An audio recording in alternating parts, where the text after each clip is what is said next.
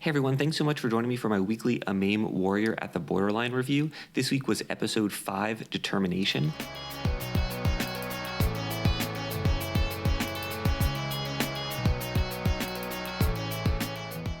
At the end of the last episode, Amu was very upset that his waifu Risa had died, so he decided not to join the rebellion so that he wouldn't make new friends that were just going to die.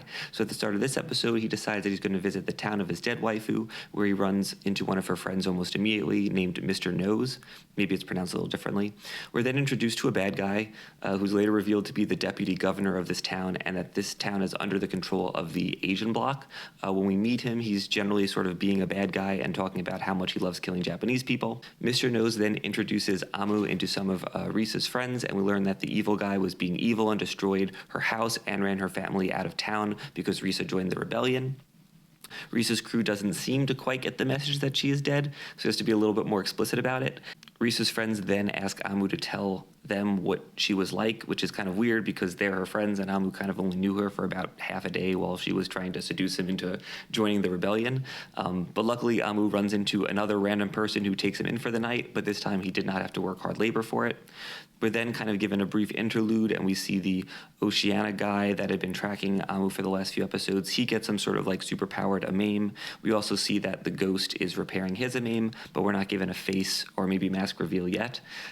Evil governor guy shows back up and he almost runs over Mr. Nose when Mr. Nose is crossing the street, and then he gets mad at Mr. Nose because a little bit of evil guy's wine had spilt. So this is enough to kind of brand Mr. Nose as a traitor and send him to the slave labor camps at Xinjiang. It looks like the evil guy is also, human trafficking these people that he's rounding up and branding as traitors. Risa's friends go to the deputy governor's mansion or whatever to protest this, and they immediately all get arrested, and everyone else kind of in their crew around town is getting rounded up. In addition to being evil guy understands basic economics and decides that he's going to kill all these people instead of flooding the slave labor market with this huge supply. This is then going to come as a major surprise, but Amu decides to get back in his AMAIM and save everyone, which he does successfully, and now that Amu has fully gotten his groove back again, he rejoins with the resistance. I don't think this episode was particularly necessary. It's thematically very similar to what happened in episode 2. Amu runs into some like random salt of the earth nice people. He finds out that the various blocks are evil and that these various Japanese people are distrustful of the various governments that have taken over Japan. With that in mind, it was a good enough episode. There wasn't any battling. The characters were pretty generic, but the episode was well written and it was well paced. We really didn't learn anything new about Amu or his personality or really his motivations, just that he's once again angry about the state that Japan's in. Didn't move the plot forward in any way or really let us learn anything new about any of the characters. So in other words, this was a fairly average episode of what is shaping up to be a fairly average anime.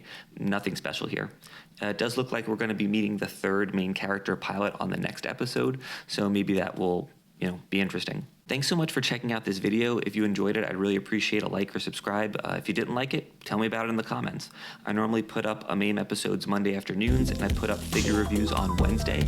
This Wednesday, we're going to be taking a look at the Chogokin DX 1000 Sunny. So please check that out. Thanks so much, and keep collecting.